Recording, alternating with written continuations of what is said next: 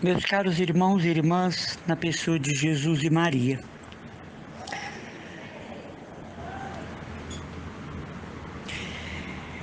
no meu trabalho junto às pessoas de evangelização, visitando os lares, as famílias, as comunidades, por onde passo, não é? As pessoas me pedem o meu ministério de pregação, que não é meu, foi dado por Deus para a edificação da igreja e para a minha própria santificação. É comum, muito comum, as pessoas me perguntarem o sentido cristão da vida. E ultimamente, assim como que um ato continuado, eu tenho encontrado pessoas que me perguntam qual a dinâmica, a aparência de uma pessoa verdadeiramente cristã católica. Que modelo, que arquétipo, né? Nós podemos encontrar no mundo de pessoas verdadeiramente cristãs católicas. Eu costumo dizer que primeira referência é Jesus Cristo e sua mãe, São José. Depois os santos, porque foram notáveis na virtude, daí chegaram aos altares. Eles não estão nos altares à toa. Mas, meus irmãos, eu quero dizer que a marca imprescindível de um cristão católico verdadeiro é e sempre será a caridade. Dificilmente uma pessoa conseguirá chegar à santidade sem a caridade. Porque a caridade por si só já gera humildade, a caridade por si só alimenta a fé, a caridade por si só sugere a esperança. Quando eu falo em caridade, não estou falando em doações de cesta básica no tempo do Natal. Eu não estou falando em juntar as roupas que não se usa mais e dar nos lares de idosos e crianças. Eu não estou falando com um envelope, né, para ajudar a matriz, o que deve ser feito. Nossas paróquias muito precisam. Há paróquias que o dízimo não chega às necessidades que a paróquia tem. A caridade, meus irmãos, é uma atitude interior de respeito a Deus, a si mesmo e ao próximo. Jesus nos manda no Evangelho amarmos a nós mesmos, depois o próximo, dizendo que é uma condição para o amor ao próximo, o amor a si mesmo. A caridade é aquela maneira como nós vemos, primeiro vemos, depois acolhemos o outro. Sem a virtude da caridade, as nossas orações, elas são nulas. As nossas boas obras são nulas. Sem a caridade, a nossa vida cristã não passa de uma encenação teatral no palco da vida. E você sabe que quando a peça termina, o palco é desmontado. A caridade é aquela maneira que nós temos de viver com os outros, nos esforçando ao máximo para não julgá-los, para não praticarmos contra ele as obras do mal, as obras das trevas, para não sujeitá-lo ao capricho do nosso julgamento e da nossa visão de ser. Sem caridade, já não há respeitabilidade em nenhum cristão. Sem a caridade já não é possível nós honrarmos a vida religiosa de uma freira, de um sacerdote, de um religioso, de um bispo, nem do Papa. Outro dia apareceu uma cena na internet, o Papa empurrando uma carmelita descalça, uma monja. Ele foi para uma cidade na Itália e reuniu todas as contemplativas e uma irmã muito entusiasmada saiu correndo para abraçá-lo e ele teve um susto. Então você vê ele dando um empurrão grande na carmelita. Mas entendamos, o Santo Padre, na idade que tem, tomou um susto tremendo daquele vulto, aquela irmã carmelita de capa correndo na sua direção. Ele teve uma atitude de defesa pessoal. Ele não empurrou a monja, ele não foi descortês, ele não foi descaridoso. A irmã teve culpa. Ela saiu do canto emocionada e queria ela mesma abraçar o Santo Padre, o que é de direito de todo filho do Santo Padre. Mas o Papa não estava esperando aquela atitude daquela monja. Então, graças a Deus, isso está esclarecido, não é? Mas se o Papa não for caridoso, cai por terra o seu pontificado. Cai por terra a figura de Pedro. A caridade, ela é uma espécie de indulgência divina em nós, constantemente em ação. Por mais que o outro nos seja grosseiro,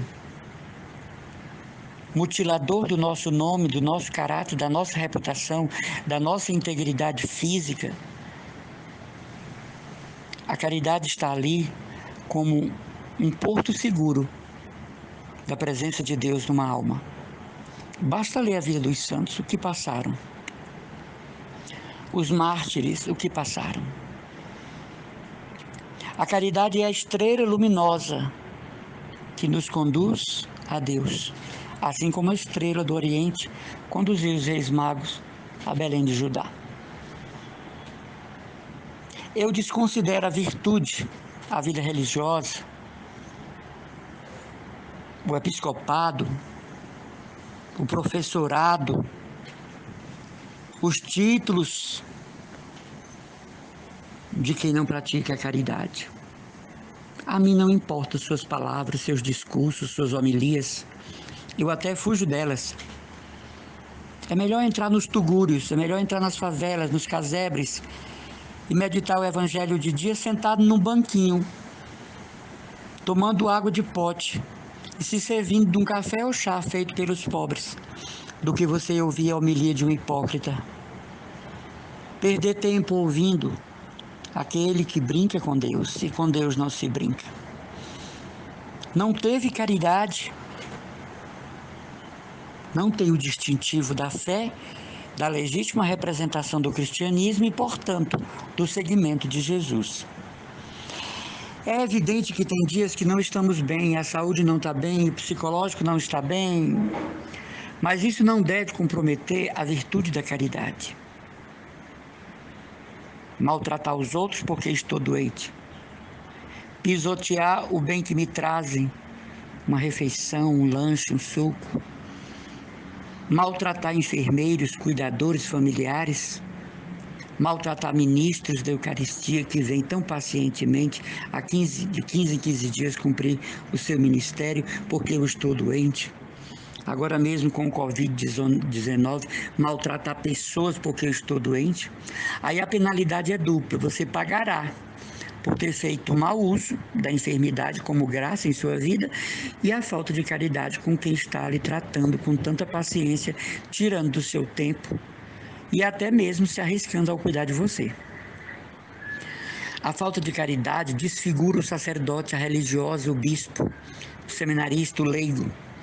A falta de caridade é a prova indelével de que aquela pessoa é tão somente batizada, é tão somente membro do rebanho geral. A falta de caridade é sinal de que aquela pessoa leu o evangelho de cabeça para baixo, ou nem leu, ou nem quer saber. Então, para mim, no alto dos meus 38 anos de vida religiosa, de vida consagrada, para mim uma pessoa santa é uma pessoa caridosa. Mais uma vez eu repito, não tem nada a ver com cesta básica, não tem nada a ver com Casa do Menino Jesus, que precisa muito, continue ajudando. Não tem nada a ver com dar esmolas, tem a ver com o ser, o pensar, o sentir, o se expressar, né?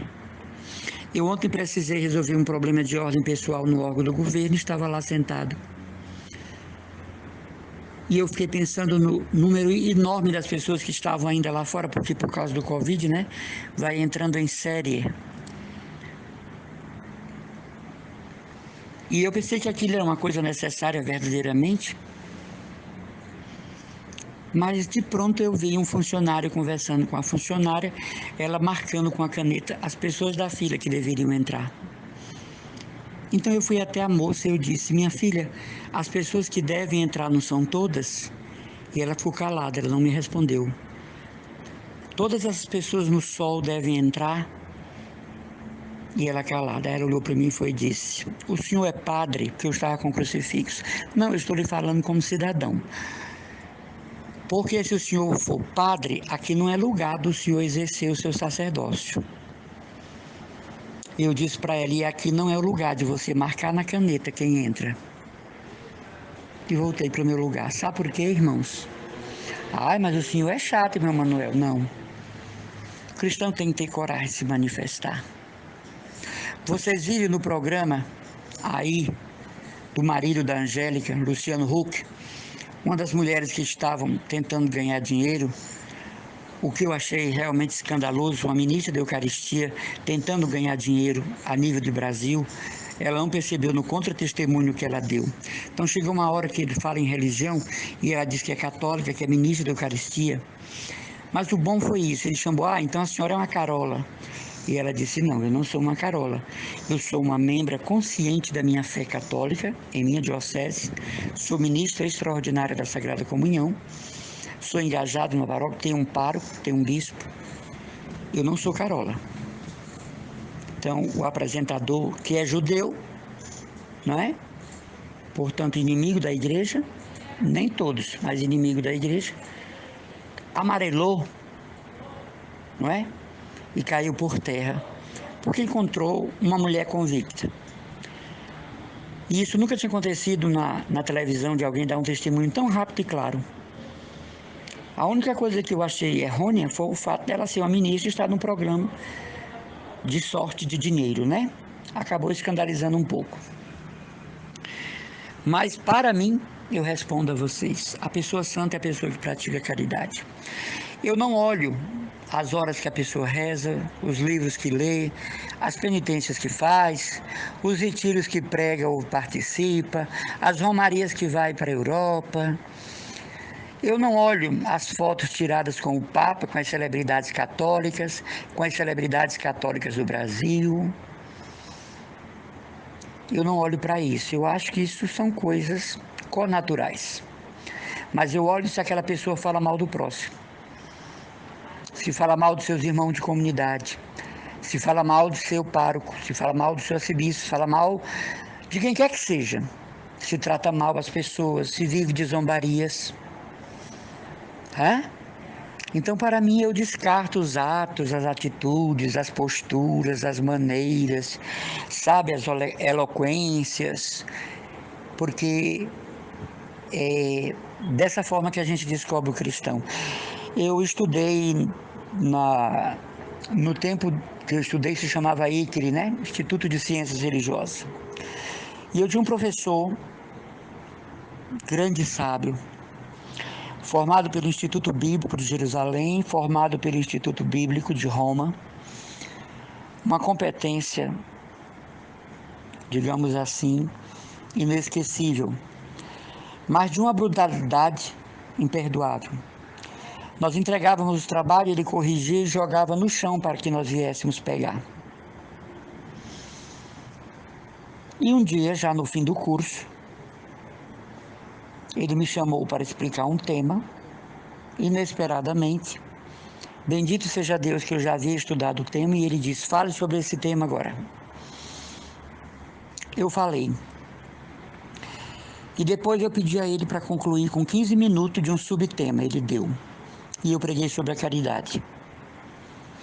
E esse homem, professor, baixou a cabeça. Então eu dizia: não adianta nada, né? O recurso teológico, o apogeu de conhecimento, os arquivos mentais, se tudo isso não estiver a serviço da caridade. Não adianta nada. Eu sei que do meu pro fim eles pare, tá bom? Do tipo assim, eu sei que foi comigo. E foi mesmo. Aqui foi intencional. Porque do que adianta tanto conhecimento e corrigir um trabalho de um aluno e jogar no chão para que ele venha pegar dentro de um instituto teológico da nossa arquidiocese, que não ensina isso, né? Então, para mim, uma pessoa santa é uma pessoa caridosa, que trata bem seu próximo, que procura viver num colegiado honesto de fé e caridade. Fora disso, meus irmãos, é falsidade ideológica, catolicismo barato, catolicismo roto, para impressionar. Fora disso, as leituras, a biblioteca hiperlotada dos maiores tratados, serão justamente motivo de condenação. São Paulo diz que quem come e bebe em pecado, o corpo e o sangue do Senhor, come e bebe a sua própria condenação. Então, para mim, a marca distintiva de um cristão católico e de uma pessoa santa é a caridade.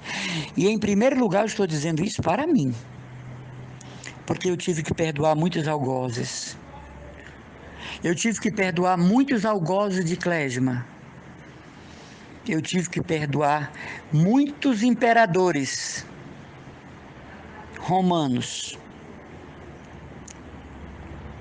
Eu tive que perdoar por Cristo e para Cristo muitas lideranças eclesiásticas. E tenho que perdoar até hoje. Porque senão o que eu estou pregando aqui é mentira. Entendeu? Então, respondendo a vocês que sempre me interrogam sobre esse assunto, qual é a característica de uma pessoa santa? Em primeiro lugar, caridade. Não é humildade, não é bondade.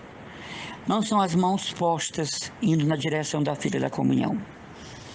Não são as posições imóveis diante do Santíssimo.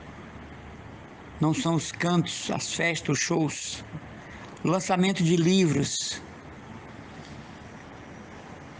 Tudo isso é meio de vida. A característica de uma pessoa santa é a caridade. Se o meu evangelho só funciona com quem eu quero, como a moça lá da secretaria lá do que eu estava do estado, marcando na caneta e dando para o rapaz porteiro, guarda, quem entrava e quem não entrava, então eu não sou cristão. É melhor abandonar tudo e seguir outro caminho, né? Porque eu e você seremos condenados diante de Jesus. Ele disse: a mim o fizeste. Se dentro do meu círculozinho de amigo tem aqueles que eu amo e com quem pratico o evangelho, seremos todos reduzidos a cinza diante de Cristo. Porque fora desse círculo ninguém entra. Porque fora dessa turma ninguém congrega. Porque fora dessa pastoral, desse grupinho aqui, ninguém é irmão. Então aquilo é um pequeno conciliábulo. Vocês sabem o que é conciliábulo? Reunião de demônios. Você quer ser santo? A caridade. Você quer ser um católico de verdade? A caridade. Não, mas tem coisas que nós temos que atingir de frente. Temos.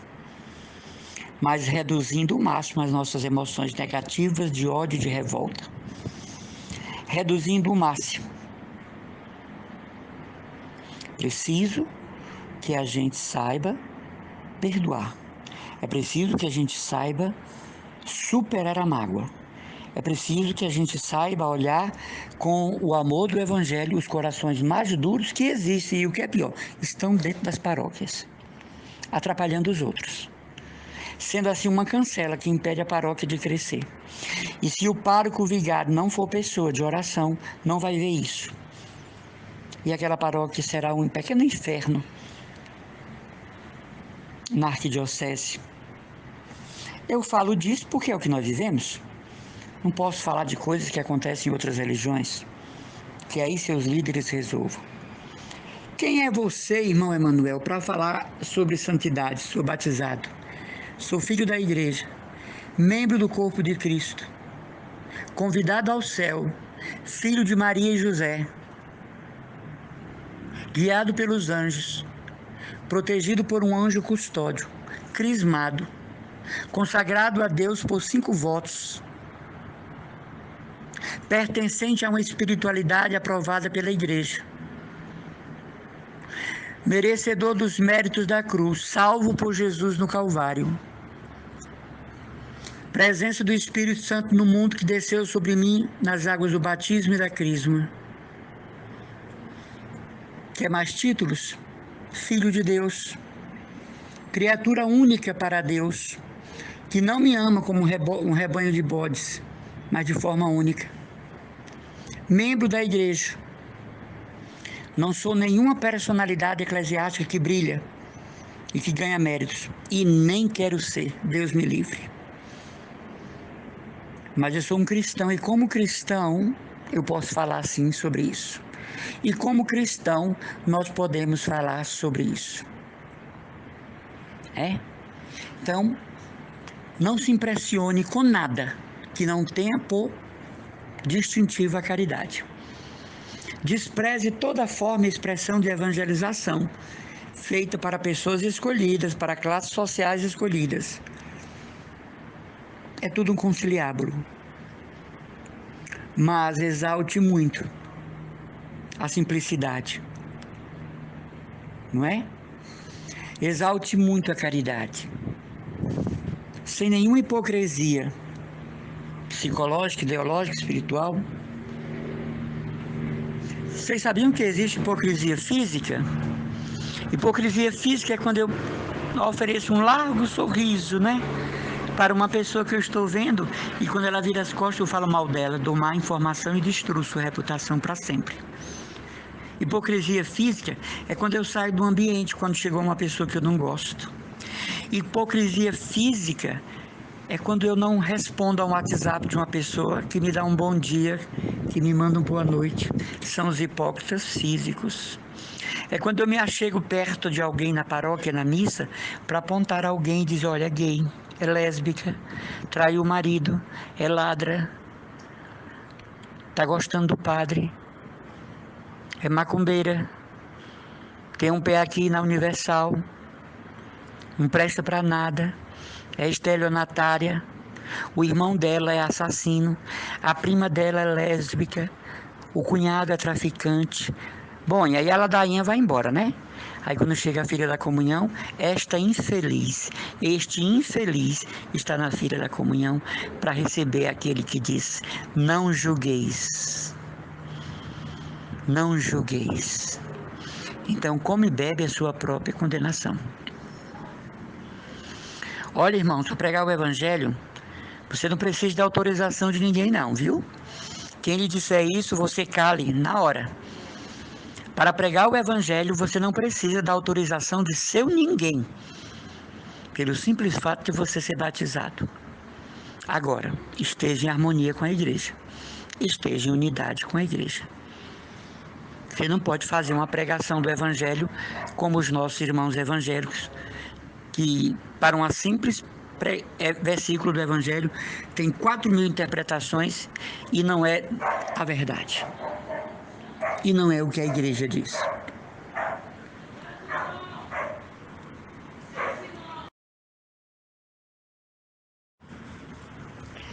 Que Deus nos abençoe e nos ajude a ser santo. Não esqueça, o distintivo é a caridade.